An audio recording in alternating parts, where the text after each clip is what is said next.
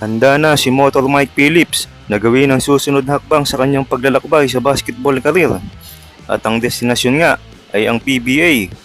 Ang 6'8", 235-pound power forward, sariwa sa Season 88 Finals MVP performance at 2 UAAP Championship sa Lasal, ay itatapon ang kanyang pangalan sa PBA draft sa 2027. Kinumpirma niya ng kanyang kapatid na si Ben Phillips sa isang text message Miyerkules ng umaga ang desisyon ni Mike Phillips na pumasok sa PBA. Bukod dito, si Mike Phillips ay inuprubahan ng mga opisyal ng FIBA na maglaro bilang lokal para sa Gilas Pilipinas Men's National Team kasunod ng formal na kahilingan ng Samahan ng Basketball ng Pilipinas. Kaya makakalaro din siya para sa Gilas Pilipinas. Naniniwala nga si Sir Snow Badua na next conference na walang ipapanalong game ang Terrapirma at magiging 0-11 ito. Tatlo nga ang nag-aagawan ngayon sa first pick at alam naman natin na ang first round pick ng Terrapirma Jeep ay nasa Ginebra na. Ang Terrapirma, Blackwater, Titan at ang inaasahang magiging top 3 sa first round pick at malaki ang posibilidad na Jeep ang makakuha niyan lalo na kung wala na silang ipanalong game sa next conference.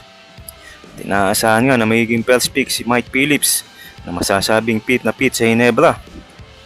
Dahil nga na-mention ng mga commentators si Mike Phillips na nagsabi na magpapadrop na siya sa PBA ay mas naging excited talaga dahil malaki ang posibilidad na Ginebra ang makakuha sa kanya. Ngayon pang wala na nga si Jerick Anminsi sa Terrapirma at malamang nagkadahilan na yan para bumagsak sa last standing ang Jeep.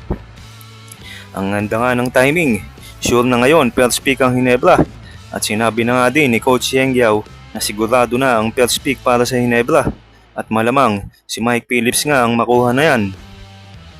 Pag nakuha nga ng Ginebra yan, solve na ang problema nila sa big man.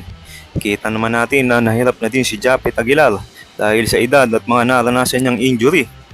Ang problema ng Ginebra dito sa first pick ay kung pumasok din nga sa draft si Kentin Melora Brown at Dwight Ramos.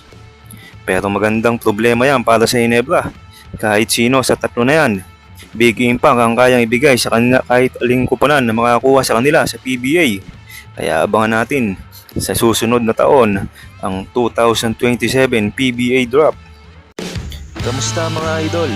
Sports Zone PH para sa sports news and update.